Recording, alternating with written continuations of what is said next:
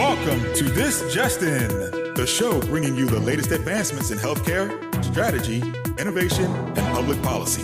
And now, for the fastest voice in healthcare, here's your host, Justin Barnes.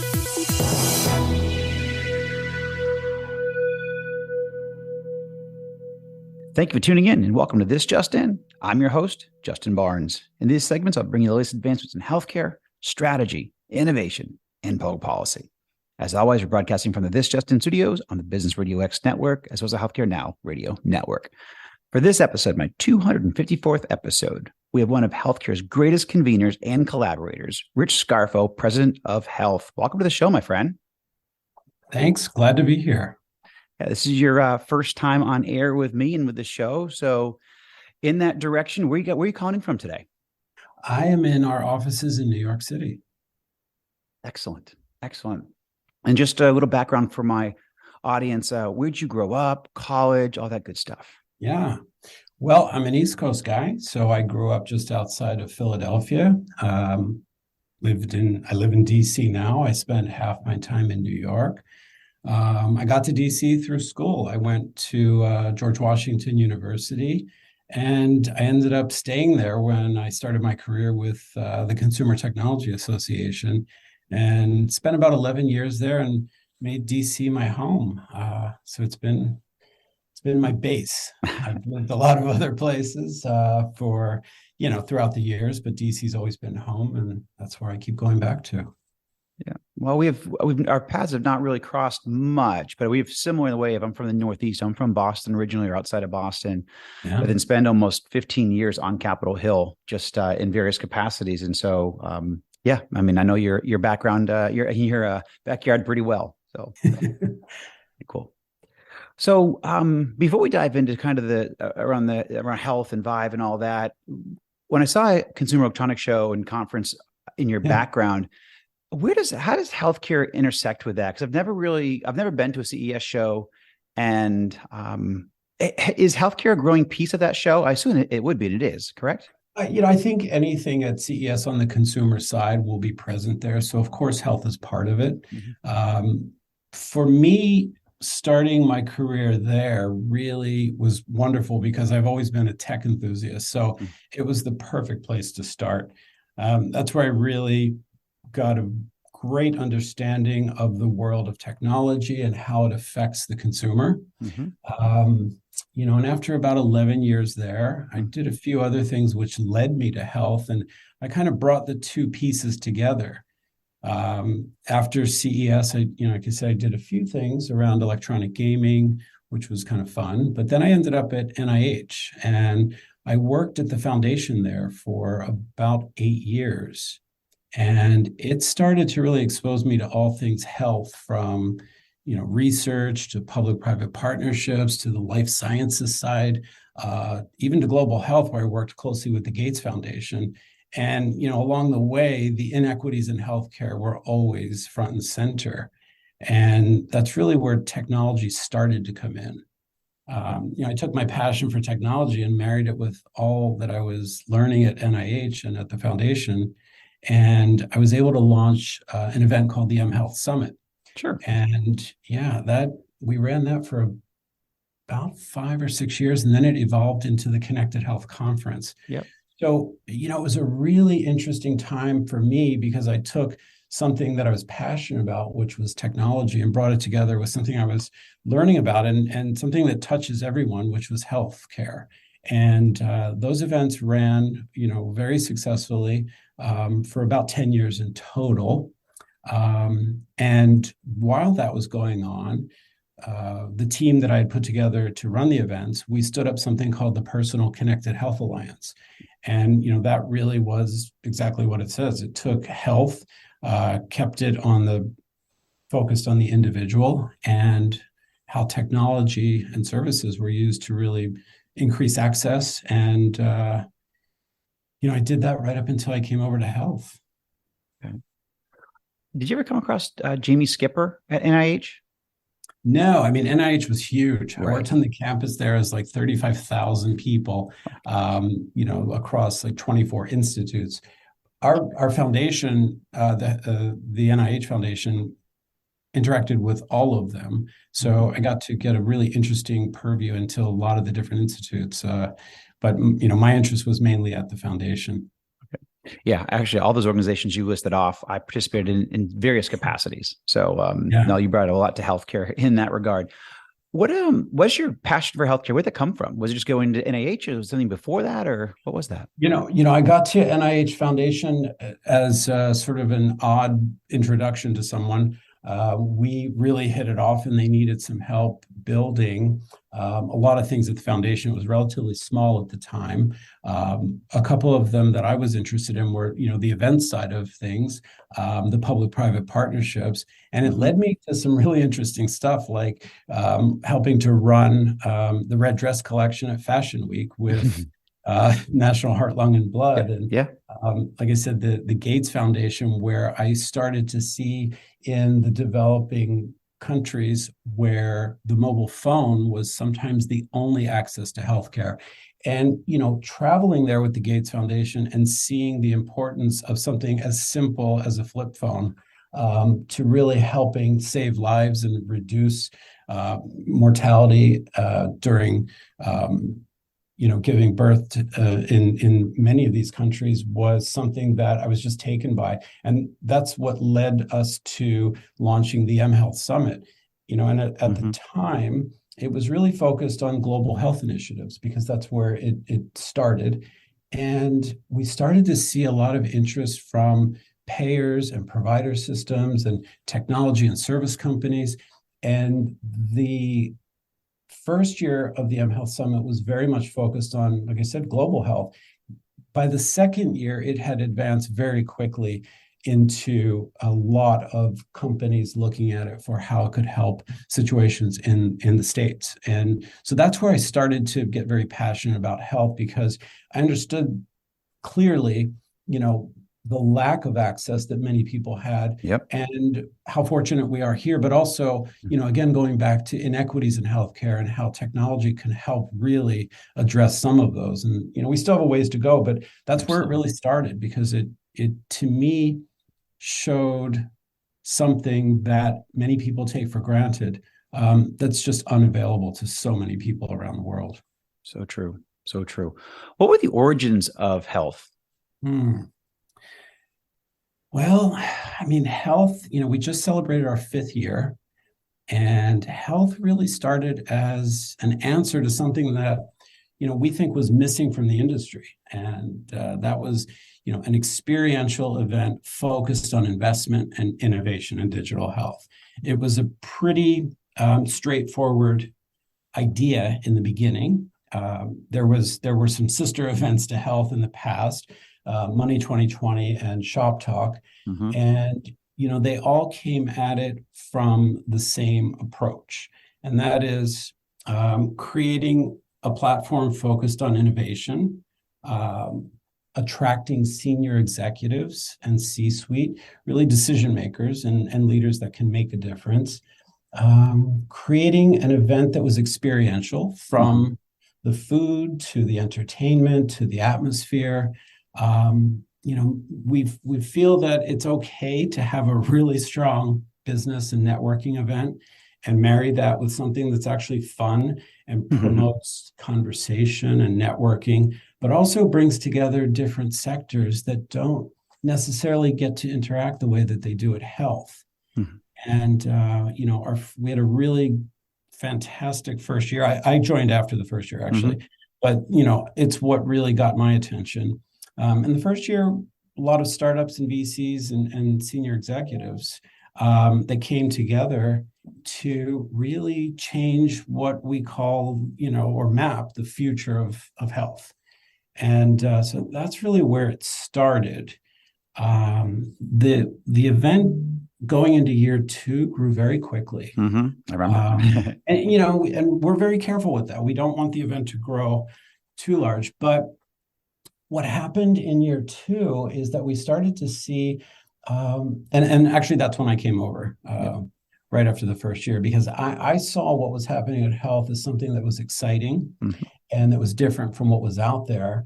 And it seemed to be moving in a way that was really just a free form of creativity and ideas, and it looked kind of fun too. So that's what attracted me.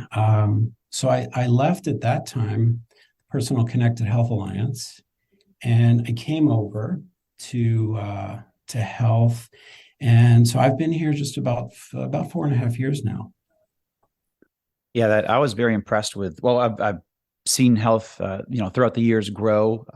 Participated in a few, but this last one was great. The one in Las Vegas. What was the final tally there? How many people attended Ballpark?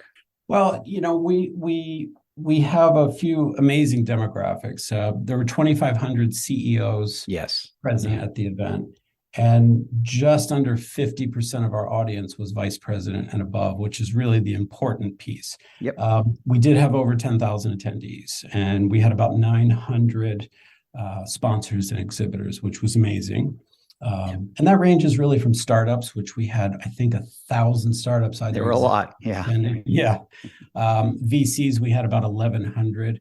And, the numbers, I think, are less important to us in terms of total number, as making sure we have the right people attending the event and we have the right demographic. We watch very closely the percentage of C-suite at our event. And if that percentage goes down as numbers go up, that's a concern to us. Mm-hmm.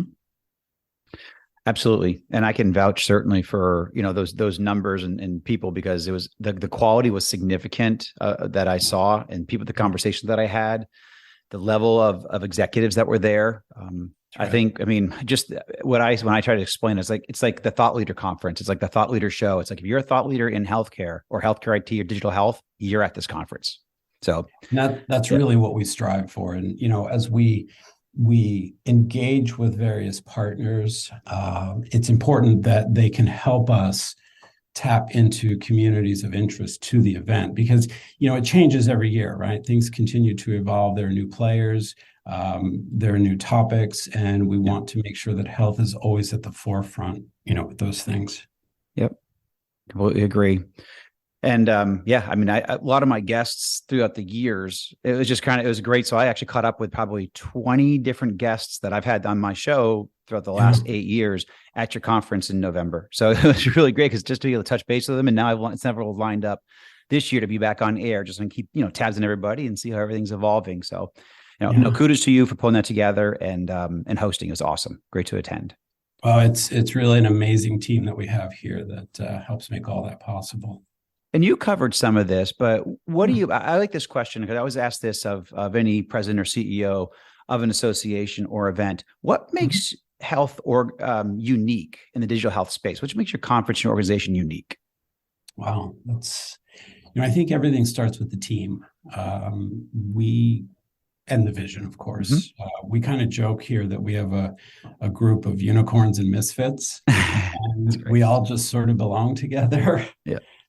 It's really, for me, coming here from very structured organizations or larger associations and stepping into health was interesting, because, it was a small group, open office environment, stand-up desks, and, just really no hierarchy in a negative sense, and no red tape. And it took me a minute to adjust to that. But for me, it really pointed to how important it is to not only have an amazing team, but allow them to be creative and deliver, everything that you brought them into to deliver, fresh ideas, different perspectives. We're just really fortunate to have the team that we have here. And we also do everything in-house here. We have no agencies. So we have no PR agency. We have no creative agency. Everything from our content curation to all of our creative, from the animation and graphics, everything you see is done internally. And, we do that. Of course, we have an amazing creative team, but we do that in a very open environment where ideas are going back and forth. It makes it fun and kind of special. And, we also try to look at things and break them. We don't want to come back every year with the same thing. We're not always understood, but the idea is exactly for that. We want people to come in and be a little bit wowed. I think the team here is just very passionate and focused, also not on just producing an event or events, but on making a difference. And that's something that I think shows in a lot that we do. I think for us also, what makes us unique in the space as an event, the things we talked about, which is that senior exec and C-suite audience, is something we're very focused on. We also, as part of the overall experience, we try to stay away from, massive booths. We like some, there are some bigger booths at our event, but that's not who we really are. We want companies, large and small, to really be on somewhat of a level playing field. So you can see a large company, and right next to it, you'll see some startups. Right. And we like that. It's good. We also, a big piece of our event in bringing all these executives together is to make sure that we can facilitate networking. And we do that in a couple of ways. Our Funding Founders program is unique in the industry, and that matches startups, CEOs and founders of startups with VCs. And we do thousands of those meetings at Health.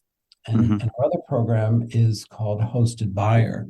And that is something that brings together our sponsors or solution providers with buyers and decision makers from payer, provider, large employer, life sciences, and government organizations in 15-minute meetings. And I think at the last Health, we ran over 4,000 of those meetings. Wow. So, it's important to us not only to have all of the things that I've talked about that equal the experience, but also to use people's time really efficiently. I think they appreciate that. Everyone's busy. But also to make sure that the companies that are participating with us, large or small, get a great return on their investment. Especially nowadays where, budgets are tight. We want Health to be, and Vive to be, the events of choice because we're trying to do the right things for companies. Well, I know there's great value there because I circled back. Actually, a few of my investments were at this last conference. And so I circled up with the CEOs afterwards to say, hey, what's your perspective on the show? Was it valuable for you? And absolutely. And certainly those hosted buyer programs, I actually knew, I think it's Evolence on one side and then also some of my smaller startups on the other side. And everybody was happy with that type of a setup. So, kudos to you. And I know it's providing great value to the market and industry. So it's awesome. And for those that may have joined a little late today, my special guest is Rich Scarfo, President of Health. So you just mentioned Vive, and we've certainly talked about Vive before, but how and why was Vive created? Well, let's see. Vive's going into its second year. I think when COVID hit, a lot of companies were really focused on getting through it and trying to get back to where they were. For us, a couple of things happened, but we also stepped back and said, how do we come out of this in a better place? Let's just not just where we were. I think, the other benefit of Health and working, for Jonathan, our founder, is he invested in the vision and the future of what we're creating. And we were lucky that we didn't pull back during COVID. We really delivered experience during our virtual event. We kept our team. We continued to grow. So we're very lucky there. But what was happening as we were trying to do all the right stuff is we were getting an influx of interest for Health from companies. And so much so that we couldn't really keep up with it. But they weren't the right companies for Health. We want to make sure that we keep Health very much focused on the innovation spectrum and, right, touching all corners of the healthcare ecosystem. And these companies were really more in the business side or the health IT side of the space. And, at the same time, we also had a growing relationship with Chime, which is an organization that I got to know in my last company. And, in kind of keeping that focus, we thought, is there space for another event? And I brought it up internally to some raised eyebrows. Why would we do another event? Health is young and it's still growing. But after a couple of months of discussing this, we really did see a clear need for something. And we created Vive as another marketplace really focused on the business of healthcare. And, whereas health, as I mentioned, is payers and providers and employers and life sciences and government and VCs and startups, some of those sectors overlap at Vive, but instead of a chief innovation officer at health, we'll have a chief information officer at Vive. So we have a lot of the same companies sending different people for different reasons. There's a different set of companies there. There's a different set of topics in the program, and really, a different conversation going on, and a different purpose. So we launched Vive, in our first year, which was in 22. We pretty much had everything going against us. It was a first year event. The event took place just after the second variant. And we landed an event with about 5,100 attendees and about 350 companies. And, what we, again, focused on, which is our format, and that is delivering return on investment and fresh content and no large booths, senior executives, and an experience. And it seemed to have landed. For year 2, which will be taking place, and our first year was in South Beach, which yes. not a bad place to yes. kick off an event. But year 2 will be in Nashville, and we think that's going to be a great setting for the event. We're seeing significant growth in the event for year 2. We're targeting about 500 companies and about 7,500 attendees. So we'll see about a 50% growth there. The other thing that we're seeing significant growth in is our hosted buyer program. And that's really important right now because it allows provider systems to send attendees to the event at no cost. And, with what's going on right now, we think that's very important. Budgets are cut, but people still have to do business. Right. And so, those individuals that are from provider systems mainly, we have payer and provider as part of our hosted buyer at Vive, but they can apply for the event. And if they're accepted, they take 8 meetings and they're pre-scheduled. They're very curated and managed, and they're 15 minutes, and that's it. So it allows them to attend the event at no charge if they do that. If they do 12 or more meetings, we actually give them $750 towards travel. So we think that at a time right now when, especially hospital systems are really feeling the budget crunch, this is something that for us is a great thing to offer. So, but with Vive, we came out of it. And even with with health, what we try to do is be responsive to the industry and listen. And I think it's important to integrate those things into the event so people feel that we respect them and the time they spend with us and the investment, but also that we're trying to be responsive to what the industry is saying they need or want. Yes. No, and it's working. I mean, I'll be in Nashville, I think March 26th. I think I fly in on the 25th or 26th, and I'll be there for 4 days. So looking forward to it. How about about 45 seconds left or so? Yep. But yep. What are the major themes for Vive this year? What are some high points? Yeah. So Vive, it's interoperability, cybersecurity, 2 big themes for us, that are happening this year. AI is big, how tech is stepping in to aid the work shortage. That's another thing you'll see, different points of care that are emerging. And, data integrity and ownership. I mean, there's just a lot of stuff that's happening. What we try to do is look at all of this as actionable. The other thing that's important for us is our health foundation that does our impact programs at Health and Vive is hosting a Tequity program, and we'll release a 2-year research program in the Tequity space. So a lot of things like that are happening. We try with the content to keep it very fresh, and our speaker lineup this year is going to be really amazing. Yeah, no, I look forward to it. We booked I booked my tickets, I think almost 6 months ago, Right. and in pre-planning. So and I'm actually bringing a whole crew with me. So we're looking very forward to it. So, and I know actually I'm a broadcasting radio show live from Vive as well. So Yeah. Yeah, We appreciate it. Rich, thank you so much, my friend. Great to have you on air. We'll certainly have you back. I know Steve Lieber is also going to join here in the coming weeks. So much more to come from about Vive and what's going to happen and how we're going to all dive into the show together. So thanks again, my friend. All right. Thanks for inviting me. You got it. Okay. And thank you to everyone for joining us today. You can join us weekdays at 2:30 p.m. Eastern, 11:30 a.m. Pacific. As always, you can track me on Twitter at HIT Advisor and use the hashtag #ThisJustinRadio so I can respond to your comments from the show. If you missed any of this episode or want to hear more, all the shows are posted on Apple iTunes, SoundCloud, iHeartRadio, and TuneIn. Also, we also launched a brand new website at justinbarnes.com with a lot of good new content. So check that out. Thanks, everyone. Stay safe.